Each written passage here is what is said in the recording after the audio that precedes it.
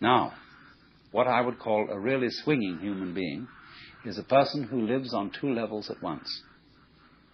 He's able to live on the level of being his ordinary ego, his everyday personality, and play his role in life and observe all the rules and so on that go with that.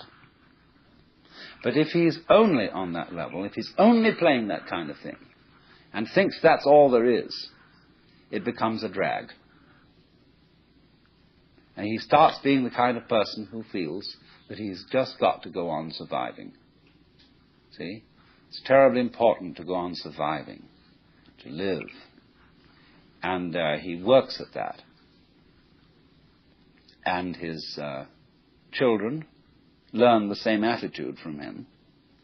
And they, he says, well, I've got to survive because I've got all these children I've got to support, and so on and so forth. And then they take the same attitude. And they breed up children, and they feel compulsive about supporting them, because they've got to go on.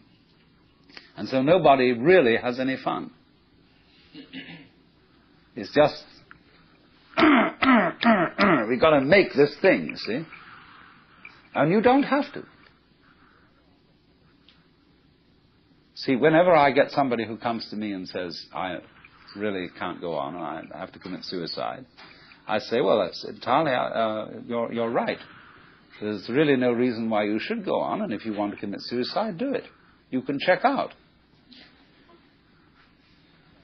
Of course, this reduces anxiety. When they feel free to commit suicide, they don't really have to commit suicide so much.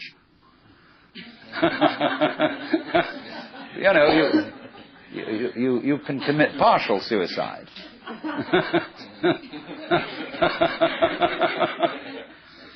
So,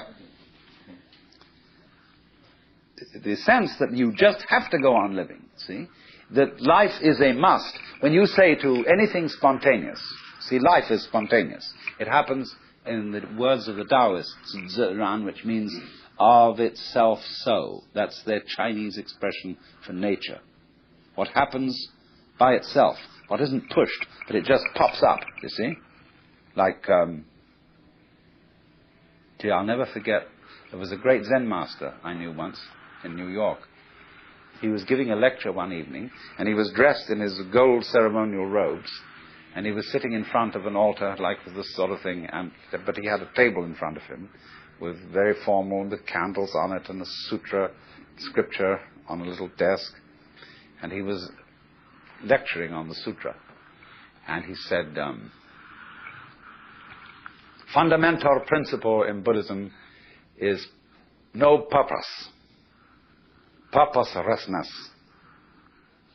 When you drop fart, you don't say, at 9 o'clock I drop fart. It happen of itself.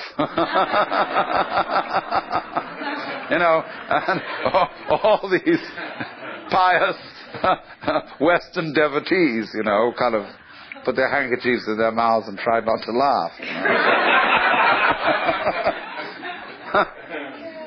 But that's the meaning of something that happens of itself, like drop fart or have hiccups or just you came into being, It happens in a kind of a plop way like that. See? Now, you can't tell that process. You ought to happen. You must happen. Because that puts a bind on it. In the same way as when you have a little child and all the relatives have come to a party on Thanksgiving, and you put the child into the middle of all the relatives and say, now dear, play. See, it absolutely bugs the child to do it like that. And so this is the problem for every artist. Because an artist is a man who makes his living by playing, whether he's dancing or painting or playing music or whatever it is. And he has to overcome this problem. He has to know how to play in public at a given time on an appointment. See? Now that's not an easy thing to learn. But when you catch on to the trick of it, you can do it. To play on demand. That's the hardest lesson of life.